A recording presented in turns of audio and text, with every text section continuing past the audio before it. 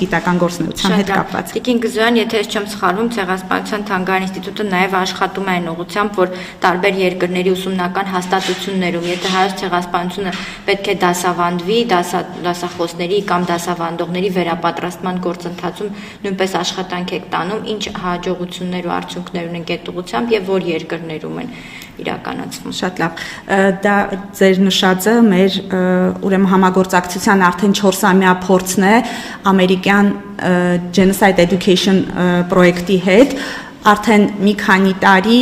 գիտեք, նրանց եւ Հայոց ցեղասպանության թանգարանի համագործակցության արդյունքում 15 ամերիկացի ուսուցիչներ են գալիս Հայոց ցեղասպանության թանգարան եւ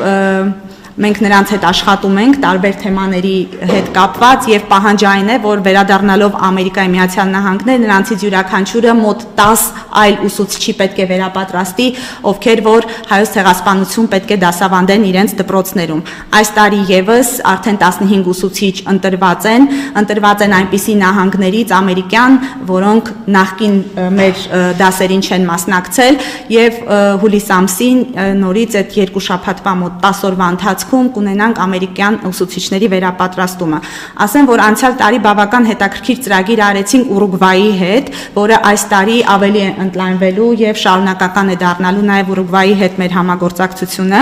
Իրենք հանրակրթական դպրոցներում այդպիսի մի մրցույթ ունեն, որ բարձր դասարանցի աշակերտները հայոց ցեղասպանության վերաբերյալ շարադրություն են գրում եւ հաղթող աշակերտը անցյալ տարի դա մի աղջիկ էր իր ուսուցչի հետ հայ բարեգործական ընդհանուր միության ֆինանսավորմամբ եկան Հայաստան եւ նաեւ իրենց շարադրությունը աղջիկը ներկայացրեց մեր թանգարանում։ Հիմա այս տարի արդեն շատ փակագծեր ուղակի չբացեմ, ասեմ, որ Ուրուգվայի հետ պայմանավորվածություն ունենք, նրանց նաեւ կրթության նախարարության հետ, որ այս տարի մրցույթը կանենք Ուրուգվայում եւ Հայաստանում եւ ով որ հաղթի մեկական ուսուցիչ եւ աշակերտ Հայաստանից եւ մեկը Ուրուգվայից կգնան Ամերիկայի Միացյալ Նահանգներ, նրանք իրենց շարադրությունները կներկայացնեն Ամերիկայի Միացյալ Նահանգների իրենց հասակակիցների շրջանակում եւ նպատակ կա, որ հաջորդ տարի արդեն 3 երկրներում կայացվի մրցույթը եւ արդեն 3-ով կգնան կարծում ենք Ֆրանսիա եւ այդ ձևով ցանկանում ենք այդ շարժումը տարածել եւ ընդգրկել ինչքան հնարավոր է շատ ուրեմն երկրներ։ Կրթության մասին խոսելով ասեմ, որ այս տարի ծրագիր ունենք նաև ուսանողների համար, որոշեցինք դատախաղ մրցույթ կազմակերպել հայոց ցեղասպանության մասին, նպատակը այն է, որ խթանենք ուսանողների մեջ հայոց ցեղասպանության զբաղվելու հետաքրքրվածությունը եւ մասնավորապես այս հետաքրքիր է լինելու իրավաբաններին,